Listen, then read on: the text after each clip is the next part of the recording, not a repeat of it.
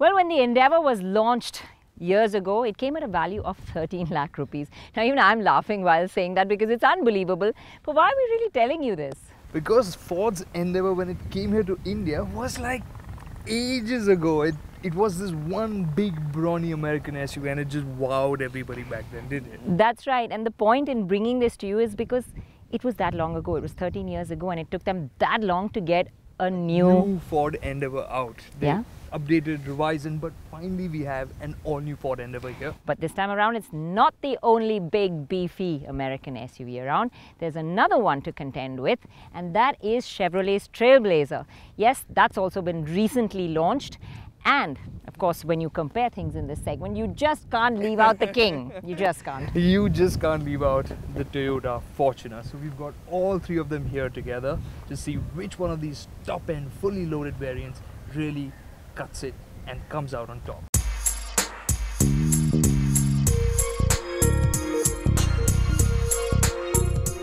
When it comes to making an impression, we have to give the Toyota a few brownie points. After all, the Fortuner looks sharp, and that's despite it being at the very end of its life cycle. In this company, some of the Toyota's visual punch is lost, and believe it or not, it's because it's the smallest SUV here. Yes, when it comes to standing out, the competition is clearly between the two Americans. The Trailblazer is longer than the Japanese SUV, and it is the tallest and the widest SUV here. It looks simply enormous, and its blunt design makes it loom larger still. The Ford, however, manages to strike the right balance. Yes, it is huge. Believe it or not, it is longer than the Trailblazer with the longest wheelbase, and it's just 1mm shorter, and in terms of width, it's plenty wide. So yes, it is brutishly big, but the tightly skinned sheet metal gives the Endeavour a crisp and modern feel. It is also the one that feels the most exciting and modern on the inside. Now, when you get inside the Endeavour, you really feel like, wow. I mean, this gives you a sense of occasion. It feels nice and rich. There's this beautiful double-stitched leather across the top of the dash. There's a nice glossy wood finish in the center. There's a light beige underneath and all around the car, which makes it feel open and airy, and the colors really combine well. There's the dual LCD screens which sit aside the speedometer, and of course the central information display. So it's not only the way it looks, the quality, but it also comes feature-packed. Well, when it comes to features, all three are pretty well equipped. They pack touchscreen infotainment systems, Bluetooth connectivity, reversing cameras, automatic climate control, leather seats, powered driver seats, and cruise control. But this top-of-the-line Endeavour Titanium Plus offers a bit more. It has automatic wipers, panoramic sunroof, park assist to help you parallel park, and 7 airbags to keep you safe in the first place. The other two competitors offer only 2. The Chevrolet also tries to make an impression on the inside. The Camaro-like hooded dials are a clear highlight, as is the large knob control for the automatic climate control. And while sitting in the comfy front seats, you will appreciate the excellent visibility. The cabin experience, though, feels disappointing because the plastics don't feel rich or solid enough, and the overall design just feels a rung below the Endeavour. When it comes to build quality, the Fortuner feels quite solid, but the plastics are the hard-wearing variety. The dashboard design feels outdated, and the similarity of design to the Innova is a constant irritant. But the Fortuner's front seats are generous. Even in the second row, the Fortuner does a great job of walking a middle path when it comes to space and comfort. The third row is usable as well, just not for very long distances and not for very tall passengers either. The Fortuner is the SUV that offers the most boot space even with the third row up. The Endeavour, however, tries to impress you with its powered liftgate and powered third row of seats. So the third row isn't really quite exceptional. You can see headroom is quite limited. Knee room is, well, just about adequate. Getting in is a bit tricky, so for full-size adults spending time in here, it's best that you keep it to a minimum. Now the back seat of the Endeavour definitely has enough legroom, as you can see. It's ample, in fact. 3 can sit here. The central tunnel is a little high and the console does come at the back, but you can still fit in 3 in the back of this. Now if you opt for the one with the panoramic sunroof, you'll find that the roofline does come a little low. So taller passengers might find it fouling at the top of their head. But let me tell you, I mean, that apart, it really still is a comfortable back seat to be in. What about the other American? Well, it pretty much sets the bar here.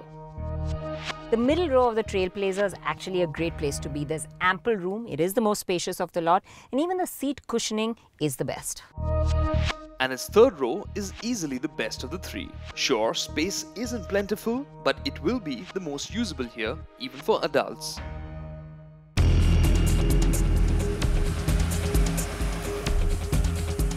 Now let's jump to the other corner and take control. Here on test we have the top of the line SUVs, which means they are all automatics. The Fortuner uses the familiar 3-litre 4-cylinder engine, which comes mated to a 5-speed auto box. It has a full-time all-wheel drive system and 171 horsepower, which is the least of the 3 here. The one sitting on the top of the spec sheet heap is the Ford. It has the largest motor, a 3.2-litre 5-cylinder engine. It has 200 horsepower, a 6-speed gearbox and a proper 4-wheel drive system. Hot on its heels is the Chevy. It has the smallest engine, which is a 2.8-litre 4-cylinder motor, but it makes a hefty 200 horsepower and 500 Newton meters of torque. This is then channelized through a 6-speed auto box. But the interesting thing is, on the Chevy, the power is sent only to the rear wheels. And without the 4-wheel drive system, the Trailblazer has a near 330 kilo advantage over the Endeavour. So all things combined, it felt quite impressive on the road. Now this looks like a big lumbering giant, but on the road it actually scampers ahead like a hare. But almost.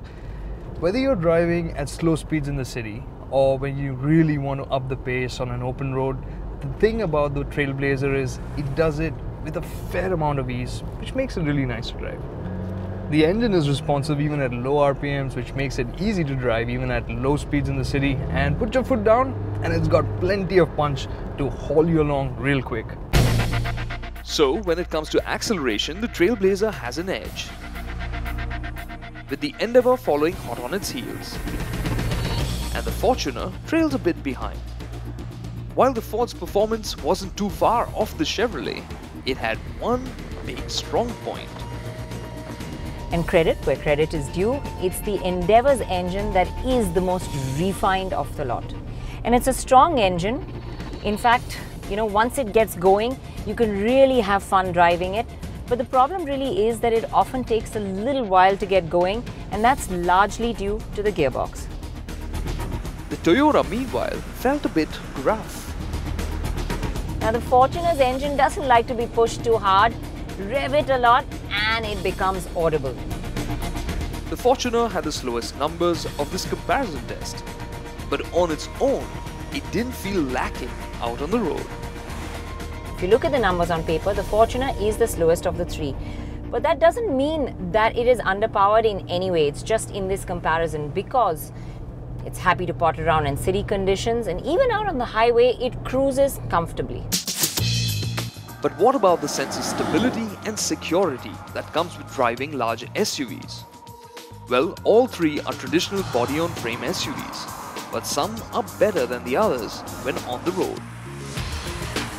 Now the Endeavour may be huge and offer that commanding feeling from behind the wheel, but yet it just doesn't feel that big when you're driving it, especially when you're going around the corners. It just feels so car-like.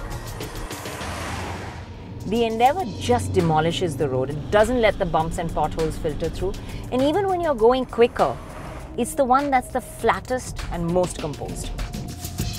The Trailblazer starts to feel a bit too old school in this department. It tends to bob around, hop and kick at the rear too. Sure, it is confident around corners, but it tends to roll. The Fortuner isn't the keenest around corners either, but it feels stable and sure-footed cruising on the highway. The ride isn't absorbent enough, and at low speeds in the city, this SUV lets the bumpy road surface creep into the cabin.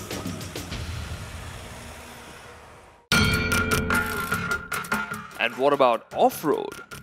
The Trailblazer loses ground here as it offers only a two-wheel drive system. It's got the ground clearance to go over the rough stuff. But if you want to do something a little bit more serious, you will have to look at the other two. The Toyota is equipped with a full-time all-wheel drive system and can do a fair bit.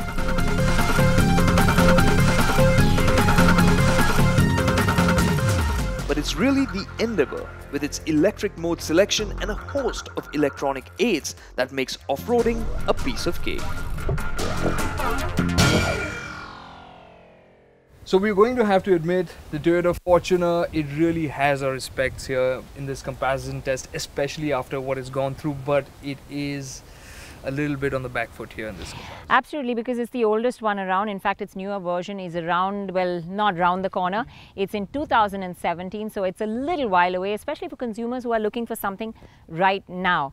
And it's because, you know, it is a bit long-toothed, it's the oldest one here. But it just doesn't quite cut it, whether it's the interiors, the refinement, it just falls a bit short on those fronts. Absolutely, which brings us to the second newest one in this battle, the Trailblazer.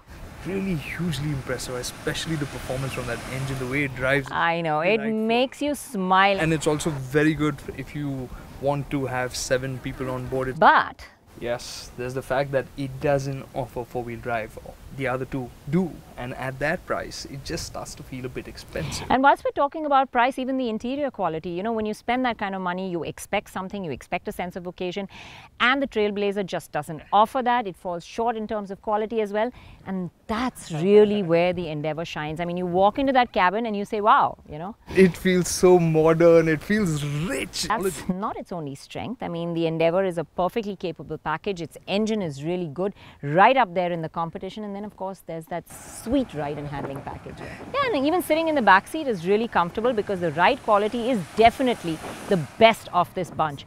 So when you consider it as a package, I think it is really the Endeavour that comes out ahead, whether you're in the back seat or whether you're behind the wheel. This is the SUV that appeals to you, and it's the one you should buy.